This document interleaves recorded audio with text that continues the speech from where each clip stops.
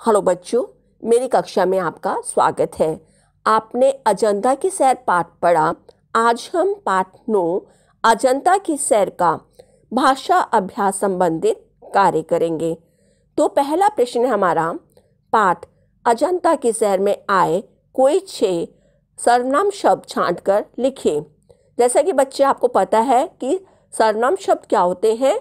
जो शब्द संज्ञा के स्थान पर आते हैं उन्हें हम सर्वनाम शब्द कहते हैं। तो आपने अजंता की सैर में आए कोई 6 सर्वनाम शब्द छांटकर लिखने हैं।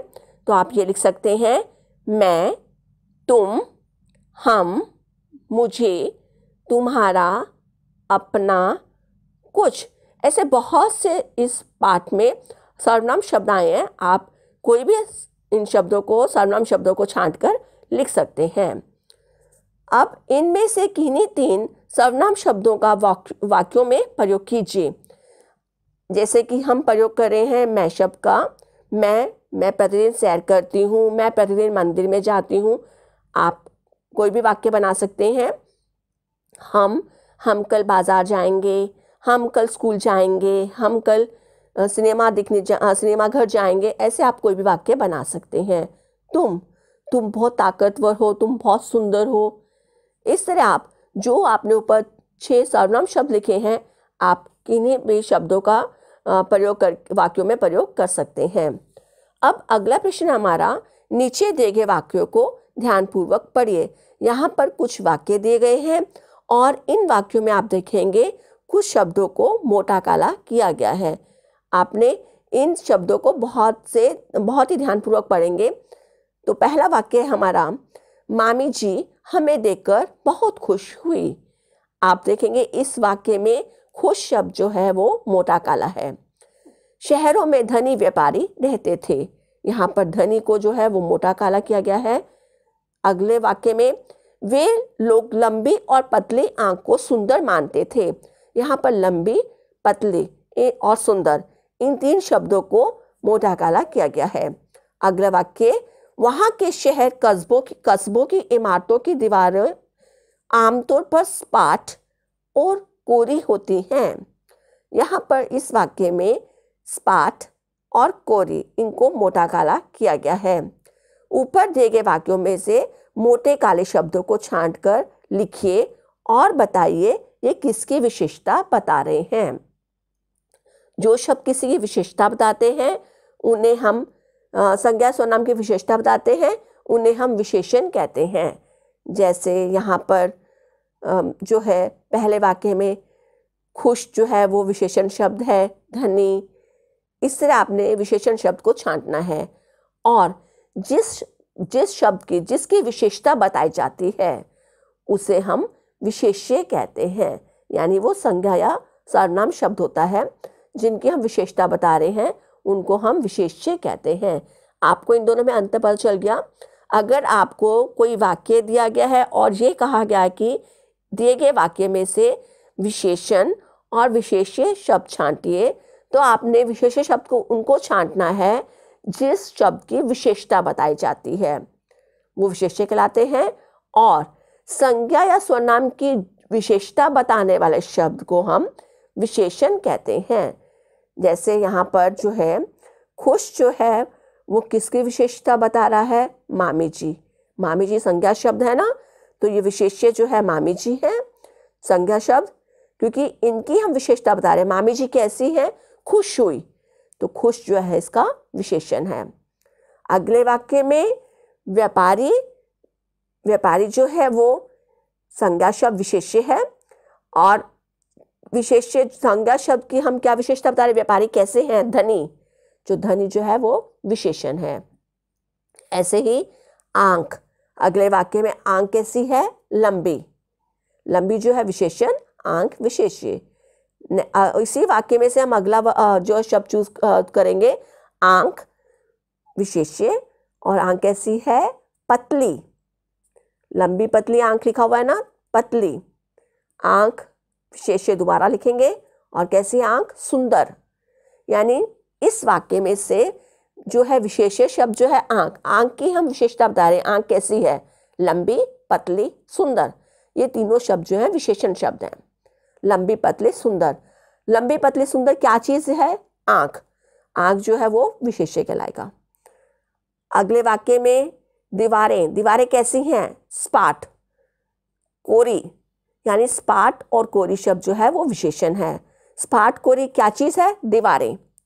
दीवारें जो है वो विशेष्य शब्द है। इस तरह आपको अब समझ आ गया होगा विशेषण और विशेष्य में क्या अंतर होता है। इन वाक्यों में जो विशेषण शब्द हैं खुश, धनी, लंबी, पतली, सुंदर, सपाट, कोरी, और ये चीजें क्या क्या है? खुश कौन है? मामी जी।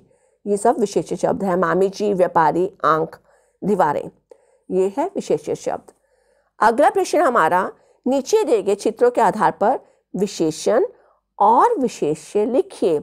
विशेषण मतलब ये चीज कैसी है जो आपको चित्र दिए गए हैं, और विशेष्य उन चित्रों के नाम लिख दीजिए आप, यानी संज्ञा सर्वनाम जिनकी हम विशेषता बता रहे हैं। जैसे आप पहले चित्र को देखिए, यहाँ पे हम पेड़ की विशेषता बता रहे हैं, तो विशेष्य होगा हमारा पेड़। पेड़ कैसा है? पेड़ की आप कोई भी क्वालिटी, कोई भी गुण लिख सकते हैं। पेड़ यहाँ पे दिखाया गया हरा, बड़ा, आप कुछ भी लिख सकते हैं यहाँ पे विशेषण शब्द में, हरा या बड़ा। अगले चित्र को देखिए, यहाँ पर जो विशेष्य किसकी विशेषता बताई जा रही है? चित्र है आदमी का, तो विशेष्य होगा आदमी। आदमी कैसा है? मोटा, विशेषण हो जाएगा मोटा। अगले चित्र को देखिए, गुलाब विशेष्य है, इसकी विशेषता हम बताएंगे। कैसा है गुलाब? लाल, सुंदर, कुछ भी आप लिख सकते हैं विशेषण शब्द, तो यहाँ पे लाल या सुंदर आ सकता है। अगला चित्र है चाय विशेष्य, चाय कैसी है? गरम, ये इसका विशेषण होगा। और अगले चित्र, अगला प्रश्न है हमारा, नीचे दिए गए विशेष्यों के लिए 4 विशेषण लिखिए। अब आपको फिर चित्र दिए गए, जैसे आपको तितली दिख रही है, तितली जो है हमारा विशेष्य है। तितली कैसी है? इसके गुण कैसी है? तितली कैसी दिखती है? इसके 4 विशेषण शब्द आपने लिखने हैं। जैसे आप लिख सकते हैं तितली सुंदर है, प्यारी है, छोटी सी है, रंग बिरंगी है, ये इसके विशेषण हो जाएंगे। अगले चित्र को देखिए, पत्ता। पत्ता, इसके विशेषण लिख सकते हैं आप, हरा है, मुलायम है, छोटा, सुंदर, आप ये 4 इसके विशेषण लिख दीजिए। और अगले चित्र में देखिए लड्डू बना हुआ है जो विशेष्य है। चित्र इसको आप लिख सकते हैं मीठा है, पीला है, रंग बिरंगा लिख सकते हैं आप, गोल है, बड़ा है, यानी इस तरह आप कोई भी जो है इसका विशेषण लिख सकते हैं। अगला प्रश्न है हमारा, नीचे दिए गए विशेषणों के लिए 3 विशेष्य लिखिए। विशेष्य यानी अब आपने लिखने हैं संज्ञा शब्द। रंग बिरंगा क्या है? रंग बिरंगा आप यहाँ पे लिख सकते हैं फूल है रंग बिरंगा, कपड़ा है, डिब्बा है, आप इस तरह 3 विशेष्य शब्द लिखिए, यानी संज्ञा शब्द लिखने हैं। अब आपने विशेषण आपको दिया गया है। साफ, साफ घर, पानी, सड़क, आप कोई भी विशेष्य शब्द लिख सकते हैं, साफ। अगला है विशेषण पका। पका आम, पका पपीता, पका भोजन, आप यहाँ पे लिख सकते हैं। गीला, गीला तौलिया, गीला कपड़ा, गीला फर्श, इसका आप विशेषण लिख सकते हैं। अगला हमारा विशेषण शब्द है रोचक। रोचक कहानी, रोचक फिल्म, रोचक नाटक, रोचक पुस्तक, आप कोई भी विशेषण शब्द यहाँ पर लिख सकते हैं। अगला विशेषण शब्द है बड़ा। बड़ा पेड़, बड़ा घर, बड़ा मैदान, इस तरह आप ये विशेषण शब्द लिख सकते हैं। अगला प्रश्न हमारा, नीचे दिए गए शब्दों में सही जगह पर बिंदु और चंद्र बिंदु लगाकर उन्हें दोबारा लिखिए। अब आपको कुछ शब्द दिए गए हैं, आपने अनुस्वार अनुनासिक यानी बिंदु और चंद्र बिंदु लगानी है। अजंता में आप ज के ऊपर बिंदु लगा देंगे। अगला टाग लिखा हुआ है, इसमें आप अ की मात्रा जो है वहाँ पे चंद्र बिंदु लगा देंगे, टांग बन जाएगा। आकृतियाँ, यहाँ पे भी आप चंद्र बिंदु लगाएंगे, अ की मात्रा के ऊपर चंद्र बिंदु लगाइए। दिखाए, यहाँ पे भी आप चंद्र बिंदु लगाएंगे। अगला प्रश्न हमारा, नीचे दिए गए वाक्यों में को सही कारक चिन्ह लगाकर पूरा कीजिए। यहाँ पे कुछ कारक चिन्ह दिए गए हैं, जैसे के लिए, की, में, ने, को। आपने इन कारक चिन्हों का प्रयोग करके वाक्यों को पूरा करना है। पहला वाक्य हमारा, अजंता डैश गुफाएं सुंदर हैं। तो यहाँ पे आप कारक चिन्ह लगाएंगे की। अजंता की गुफाएं सुंदर हैं। अगला वाक्य हमारा, बच्चों डैश मामी जी के घर में खूब मजे किए। तो यहाँ पे आएगा कारक चिन्ह ने। बच्चों ने मामी जी के घर में खूब मजे किए। अगला वाक्य हमारा, माँ डैश रोहित डैश बुलाया। तो यहाँ पे कारक चिन्ह आएंगे, माँ ने रोहित को बुलाया। अगला वाक्य है, रोहित दीदी डैश चाय लाया। रोहित यहाँ पे कारक चिन्ह लगाएगा के लिए। रोहित दीदी के लिए चाय लाया। अगला है हमारा वाक्य, गुफाओं डैश घुप अंधेरा था। गुफाओं में, यहाँ पे कारक चिन्ह आएगा में। गुफाओं में घुप अंधेरा था। अगला प्रश्न हमारा, नीचे दिए गए शब्दों में उचित प्रत्यय व उपसर्ग लगाकर नया शब्द लिखिए। पहले आपको पता होना चाहिए कि प्रत्यय और उपसर्ग कहते किसे हैं। प्रत्यय जो शब्दांश मूल शब्द के अंत में जुड़कर नया शब्द बनाते हैं। जो आपका मूल शब्द है उसके अंत में लगकर नया शब्द बनाते हैं और उसके अर्थ में विशेषता या बदलाव लाते हैं। जैसे यहाँ पर आपको शब्द दिया गया है चित्र, मूल शब्द, इसके बाद में हमने लगाया कार या कारी, दोनों में से कुछ भी लगा सकते हैं आप। तो आपका नया शब्द बन गया, मान लीजिए आपने लगाया कार, आपका नया शब्द बन गया चित्रकार। तो शब्द में विशेष बदलाव ला दिया इसने, चित्र से क्या बन गया चित्रकार। तो इसको हम बोलते हैं प्रत्यय। और जो शब्दांश मूल शब्द के आगे जुड़कर उससे पहले लगकर नया शब्द बनाते हैं। जैसे यहाँ पर आपको शब्द दिया गया जय, जय से पहले मैंने आपको मान लीजिए मैंने लगा दिया वी, इससे पहले लग गया और उसके अर्थ में विशेषता या बदलाव ला देते हैं। अब मैं जय से पहले वी लगाती हूँ तो हमारा नया शब्द बन जाएगा विजय। विजय शब्द है, आपने देखा शब्द में बदलाव आ गया, जय से विजय बन गया। तो इसमें विशेषता है या बदलाव, आप कुछ भी कह सकते हैं, आ गया। तो हम इसे उपसर्ग कहते हैं। यानी अगर मूल शब्द से पहले लगकर जो शब्दांश मूल शब्द से पहले लगकर शब्द में जो नया शब्द बनता है उसमें कुछ बदलाव लाते हैं, विशेषता लाते हैं, उसको हम उपसर्ग कहते हैं। जो मूल शब्द से पहले लगता है उसको उपसर्ग कहते हैं। और जो मूल शब्द के अंत में जुड़कर उसमें नया शब्द बनाते हैं और उसमें विशेषता लाते हैं, बदलाव लाते हैं, तो उसको हम बोलते हैं प्रत्यय। जैसे आप मैथ्स में सक्सेसर एंड प्रीडेसेसर करते हैं, प्रीडेसेसर मतलब पहले, सक्सेसर मतलब बाद में लगकर उसमें चेंजेस लाते हैं। तो इसी तरह अगर पहले लगता है उसको हम उपसर्ग कहेंगे और लग के जो अर्थ में विभिन्न शब्द में जो नया शब्द बनता है उसमें विशेषताएं बदलाव लाते हैं उसको हम उपसर्ग कहते हैं। और अगर मूल शब्द के बाद में लगकर कुछ चेंजेस लाता है, विशेषताएं बदलाव लाता है, तो उसको हम बोलते हैं प्रत्यय। अब आपने दिए गए प्रत्यय और उपसर्ग लगाकर नया शब्द बनाना है, उसको लिखना है।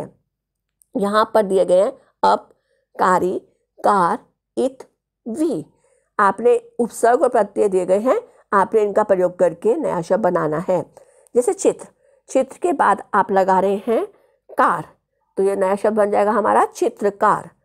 जय, जय से पहले आप लगाएंगे वी, तो हमारा नया शब्द बन जाएगा विजय। चित्र, चित्र के बाद आप लगाइए इत, तो बन जाएगा हमारा नया शब्द चित्रित। अगला शब्द है कला, कला के बाद आप लगाइए कलाकारी। यहाँ पे कार भी लगा सकते हैं और चित्र में कारी भी लगा सकते हैं, चित्रकारी, कलाकार। तो कलाकारी नया शब्द बन गया हमारा कलाकारी। यश, यश से पहले लगाएंगे अप, तो हमारा नया शब्द बन जाएगा अपयश। अब अगला प्रश्न हमारा, नीचे दिए गए शब्दों के उचित वचन वाले रूपों से वाक्यों को पूरा कीजिए। आपको कुछ शब्द दिए गए हैं, आपने उचित वचन यानी एक वचन या बहुवचन अपने वाक्य के अनुसार आपने वचन का उचित प्रयोग करना है और उनको लिखकर आपने वाक्यों को पूरा करना है। जैसे पहला वाक्य है, चिड़ियों ने आम के डैश पर घोंसला बनाया।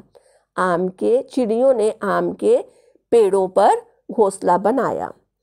अगला है, चिड़ियों ने आम के पेड़ों पर घोंसला बनाया। अगला वाक्य है, गुफाओं में सुंदर चित्र थे। अगला वाक्य, प्रदर्शनी में ढेर सारी मूर्तियां थीं। अगला वाक्य, हमें पेड़ों को नहीं काटना चाहिए। अगला वाक्य, उसने अपने चित्रों की प्रदर्शनी लगाई। चित्रों, यहाँ पे चित्र नहीं आएगा, चित्रों की प्रदर्शनी लगाई। अगला, मेले में बच्चों ने जलेबी खाई। इस तरह आपको जो शब्द दिए गए हैं उसका सही वचन रूप लिखकर आपने एक वचन या बहुवचन का प्रयोग करके आपने वाक्यों को पूरा करना है। Thank you.